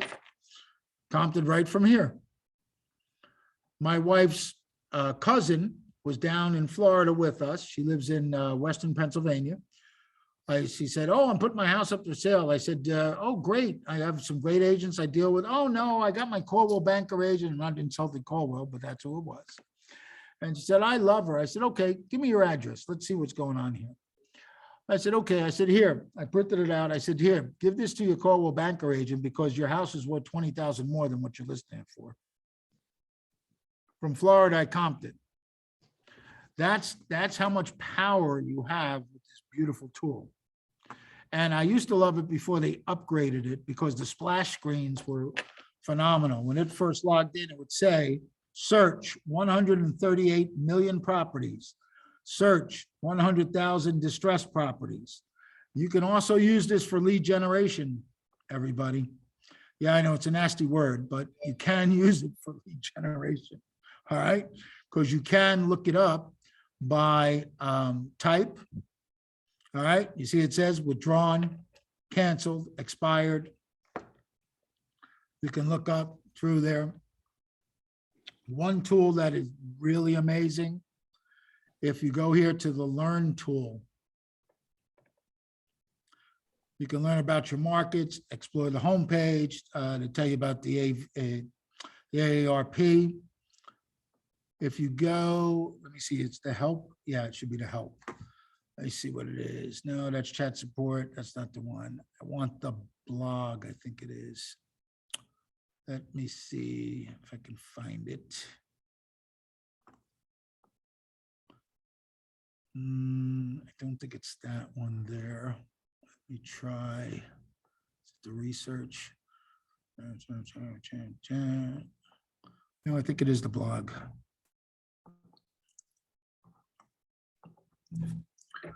If you take it to the blog, there are webinars upon webinars upon webinars upon webinars upon webinars upon webinars. Guys, there's just so much information. It's overload. I get it. It's not taking it back there. Wait a minute. Wait a minute. Wait a minute.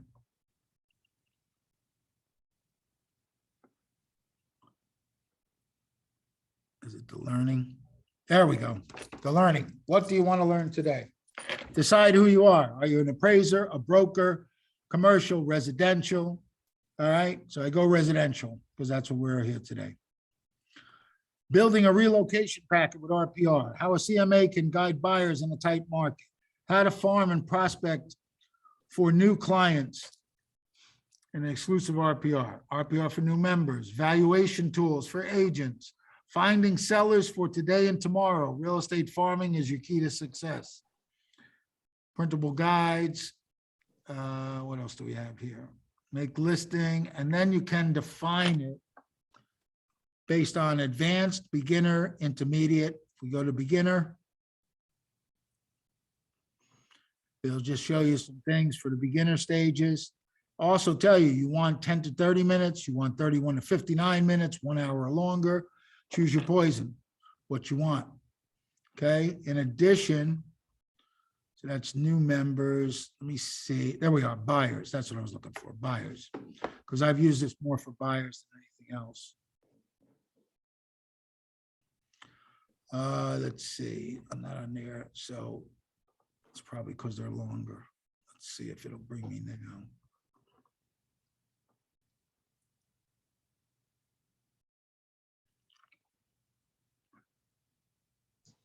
Okay, there we go. Finding the best fit for first-time home buyers. The RPR valuation tools, making a lasting impression with your listing presentation. If you don't have a listing presentation or need to tweak one or want to add to one, RPR can provide you with just about anything you need. Okay? All right, so basically that's pretty much what I got for you guys today as far as RPR is concerned. Okay? That's Any great. questions? Have for you ever? sell- Oh, Go go ahead. ahead. Sorry. If you used it for sellers and the, the address is not in the MLS, where would you go? NAR, RPR.com. Okay. And don't forget, you also got 5 other tools to use. Okay. Realtor.com, right? I wrote those down. Now, if it's not well, wait a minute. Yeah, it's fine. Even Realtor.com will have it, even if it's off market. Yeah. Okay, so it's not listed yet. I'd go to NAR, PR. NARRPR.com. Okay. Yep, you can go there. Remine, do you have Remine in your MLS or no? No, I don't think we do. Okay, no worries. You can go to Chase Bank, you can go to Bank of America. Okay. Yeah, they'll also help you. All right. Okay, so. Ronnie, quick question. Have you ever absolutely. used this for prospecting for expireds? Oh, yeah, there's actually, that's what I was looking for. I was looking for that webinar. There's a Oh. webinar in there that'll show you how to prospect for seller listings, it says. Okay. So and it should talk, yes, you can go and bring up the expireds. Now, are the address, are the names will be there? Will the phone numbers be there? No. Mhm. Okay. What do you use for that? Well, for us, we use Remine. Remine will do that. Or who's your title company? We don't have title company. We're attorney state. Oh, your attorney. Oh, okay. So who's the attorney that's give all your business to? Attorney Trudell. So I Yeah. can give her a call. Yeah, tell her to get it for you because they can. Same way as the title company can. Yeah. Okay. Otherwise, your next phone call is to the new attorney that you're going to use. Because she didn't want to help you. Yeah. But, Thank you. all right. So you guys okay with that? I have Yes. one more question for you, Ronnie. That section in the report where you said like in 30, with your 36 touch, you'd send the client something of value and send them one of the other reports. I wasn't sure which other report were you referring to. Were you referring to the school report? So if they're interested in schools, yes. Or, of course, you can do the market activity report or neighborhood report. Gotcha. Thank you. Yeah, whatever you want to use. Look, Susie, there's nothing wrong. There's nothing wrong. Well, I didn't know if gonna you have show like you a the go-to profession. that you'd recommend. So as a go-to, the CMA is my property one, the first one. That's my go-to for CMAs. Secondary would be the neighborhood report. You want to bring in the neighborhood. And then each one now allows you to add or not add school reports. So if they're asking you about schools and you want to be near school areas, that's what you want to do. Okay? Thank you very much, Ronnie. I appreciate it. You're welcome. Hey, Okay. Ronnie, Yes. so you don't use the core logic at all for a CMA? So truth be Or would that told, give you no. just the same thing?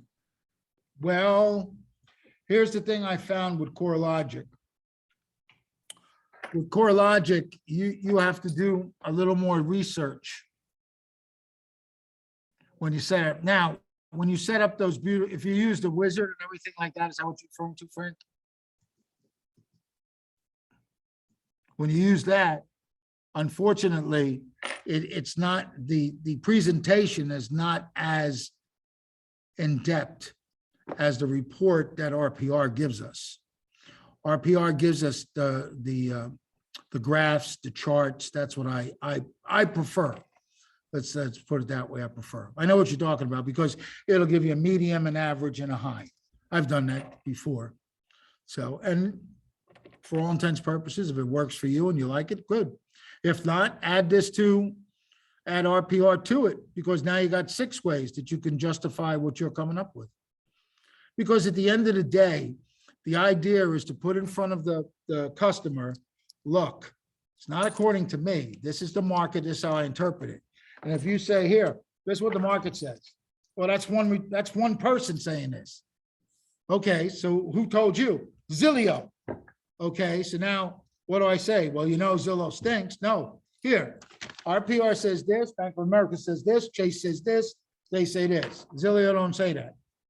End of story. You know what I mean? And, you know, every scenario is different. But there is a little difference though with the two. And it's just personal preference. I'm not going to say it's bad. Because at the end of the day, where do you think RPR is getting some of the figures from? CoreLogic, right? Truth be told, Chase Bank, the one with Chase, the home value estimator, they used to have the little emblem at the bottom, the CoreLogic emblem. That's where they pull their data from. That's why I like Chase a little better than Bank of America, because it's the same thing that we're using. So it's a good thing. All right, so I know I'm going to run a little over, and you're welcome, Susie. Thank you. For anybody that's in Florida, if you want to stick around, I will do, there's one last piece to the puzzle, but it's only in Florida that we have this. And it's how we share listings throughout the state. So I'm going to show that. You're welcome to stay, even if you're not in Florida, because you never know, you might come down here and decide to stay. And I'm just going to show that real quickly. So on the last page, there's a link that says MLS Advantage. MLS Advantage. So I'm going to bring it up and show you exactly what I'm talking about. So let's get back to, let's go here. Let's go here.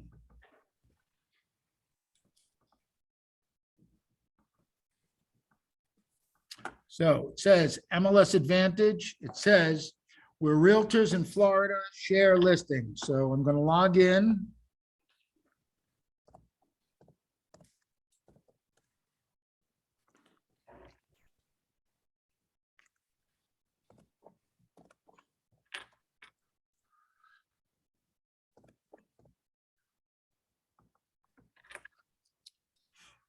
Okay, so I get a big search engine. So here's the thing, guys. When I meet with a potential buyer, and it could be a seller, but usually with a buyer, I usually tell them, look, I'm going to put you on an auto search, an auto email, going to send you everything, blah, blah, blah. If you see something, please either write down the email or write down the MLS number so I can look it up and get you all the information, okay? So of course, they don't care. They just start looking. And then all of a sudden I get these texts or these phone calls and they say, here, you told me to get the MLS number.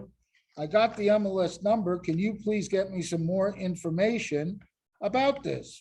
I say, sure. What's the MLS number? So I type in the MLS number and they told me this number and I type it in.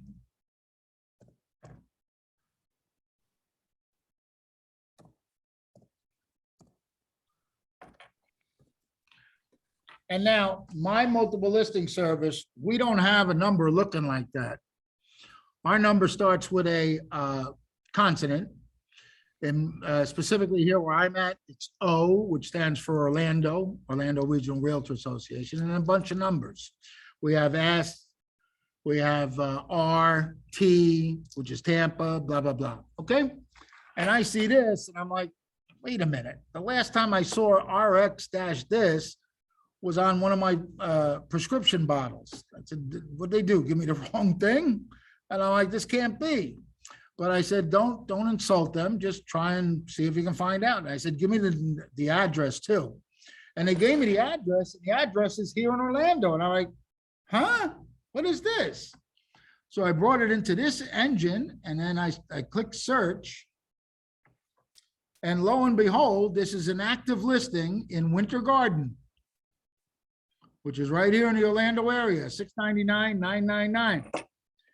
Come to find out, it's listed with the Beaches MLS.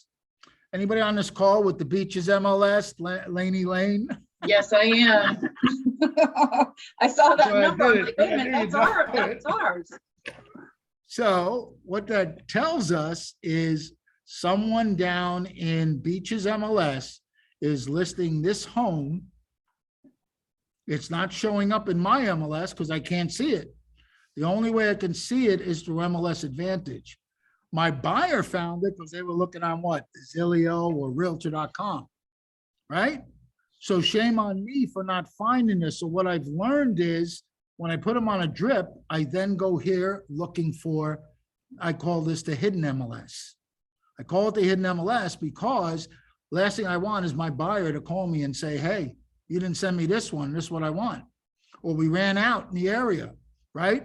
There's no inventory. Yeah, there's no inventory in my MLS, but look, this MLS, they're using this. The theory of mine is this, okay? And I'm gonna use Laney. Laney is the #1 realtor there in that area. Her buyers love her to death. And they call her up and say, Laney, you've been my realtor forever. We have a vacation home in Disney World area. Can you list it for me? And Laney says, of course I can, which she can.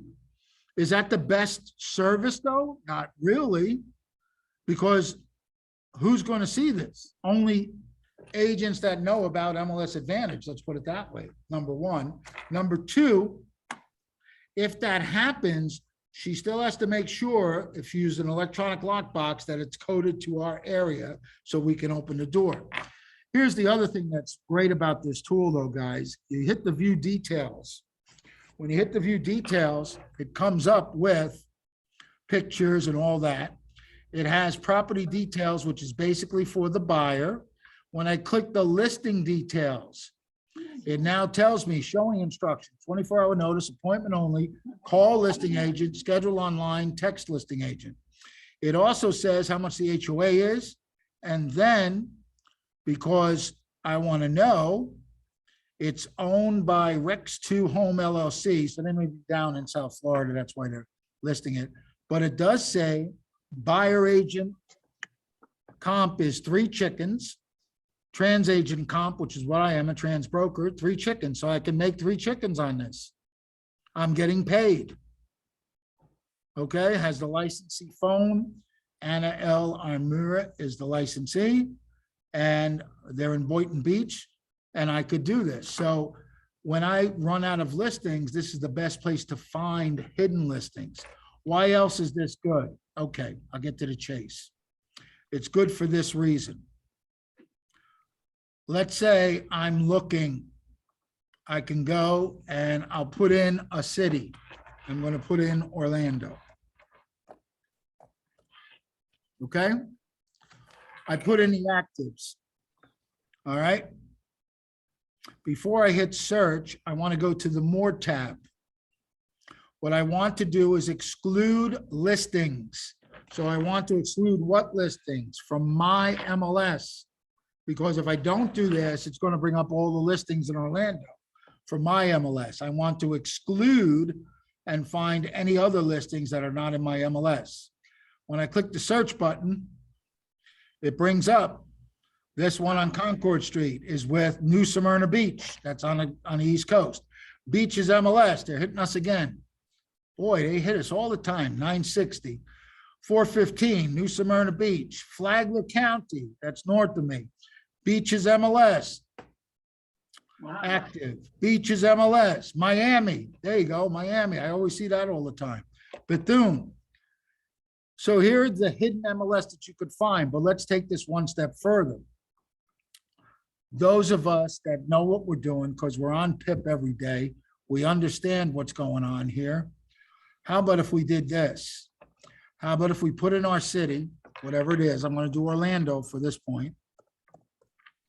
Okay, I'm going to put in Orlando, and instead of doing active, I'm going to do withdrawn.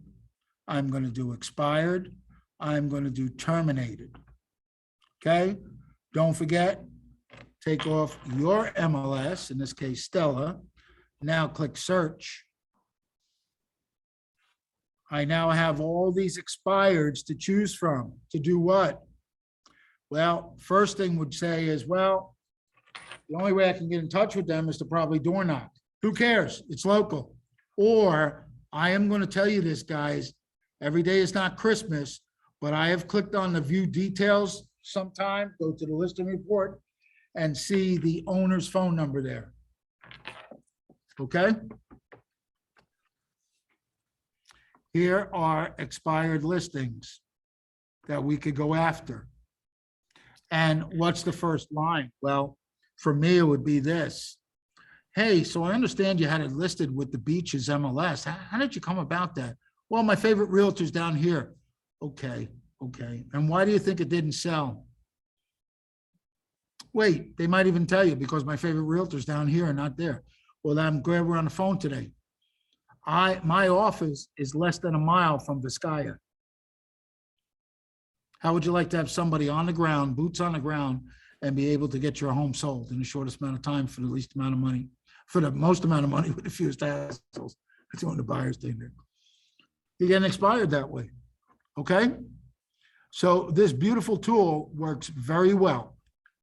So for those of you in Florida, Do we all have access to that, Ronnie? you certainly do. You just got to know where to find it. So where do you Okay. find it? I'm so glad you asked that question. So you go to Florida, realtors.org, floridarealtors.org. When you go to floridarealtors.org, in the middle, it says MLS Advantage. MLS Advantage. Now, other states may have something similar. I don't know. When you first go here, do not log in. Go to where it says first time user. Then they're going to ask you for your NERDS number, verify you. Once you do that, you set it up, then you have access to MLS Advantage, and then you'll be able to use this beautiful tool to search everywhere and anywhere in the state of Florida. No joke. I had a brand new Ignite student about 5 years ago, and she bit and, you know, understood what I was talking about. Her grandmother was buying down in Homestead, Florida. She said, well, I found a home down there. Should I, you know, refer it out? I said, that would have been the wisest thing. She says, no, it's my first deal. I said, all right, do yourself a favor. Pack a bag, pack the bikini, go down there, make a day of it, have fun at the beach, and go sell the home. She went down there and sold the home. It can be done. I mean, it's a little out of the ordinary. I mean, if I found something here that was in the Beaches area, you know, from here that they're looking down there, I'm referring it to Laney Lane. I mean, that's the smart thing to do. And vice And- versa. Yes, and at the end of the day, though, you understand, I call this the hidden MLS because you can find stuff when you've looked everywhere else for your buyer. And they're like, oh, I think I'm going to give up. Well, let me just try one more thing. Look at MLS Advantage. I mean, you know, let's see if I just take it here. Laney, what's the zip code there? 33410. 33410? Yep. I may have to put a state, but let me try.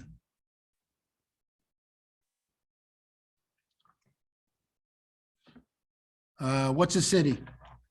Palm Beach Gardens. Palm Beach Gardens, gotta be specific. You could do North Palm, whatever was there. That's all right. Okay. You so want the Palm zip Beach again? Yeah, please. 33410. 33410. Okay, keep your fingers crossed. I got it right. Yes.